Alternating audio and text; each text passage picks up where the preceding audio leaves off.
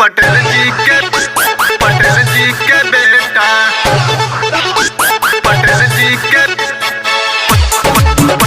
पटेल जी के बेटा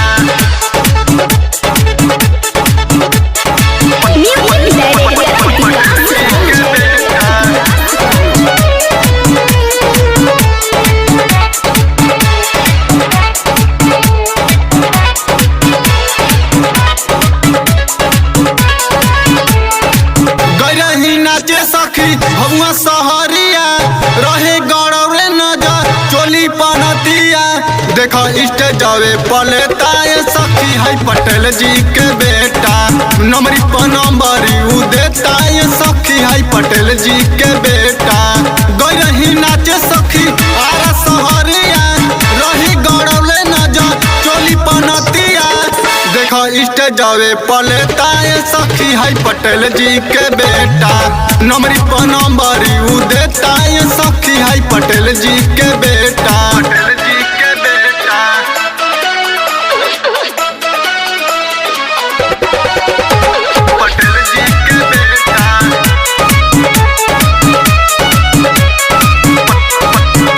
पटेल जी के बेटा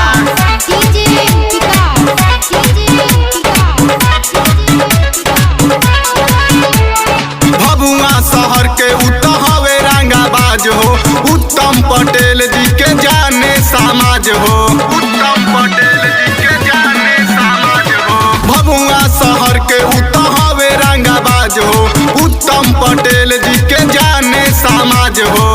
रोशन विकास सुना उमे संवरिया भैया वीरेंद्र खोले पेनहल साड़िया देखले पातर पलेटा सखी है पटेल जी के बेटा नंबरी पर नंबरी उ देता सखी है पटेल जी के बेटा पटेल जी के बेटा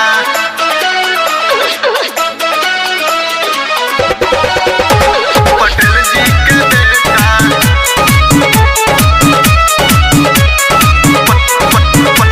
पटेल जी के बेटा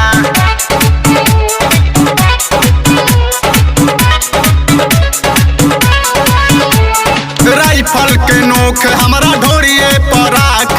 थर थर शरीर हमारा गेला कापे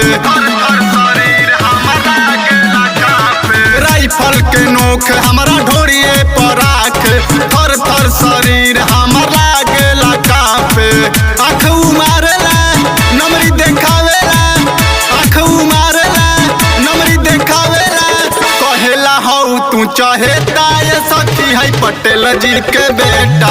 नंबरी पर नंबरी उ देता सखी है पटेल जी के बेटा पटेल जी के बेटा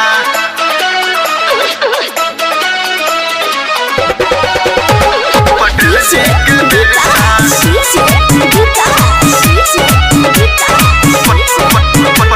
पटेल जी के बेटा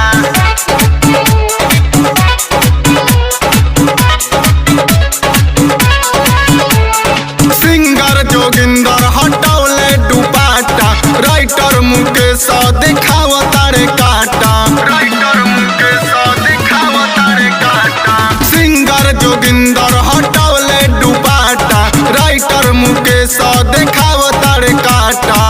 कहे कि दे दाना तो मार दे हम गोली यहाँ के लोग हमें केहू न बोली हवे पतरिया के नेता सखी है पटेल जी के बेटा नंबरी पर नंबरी उ देता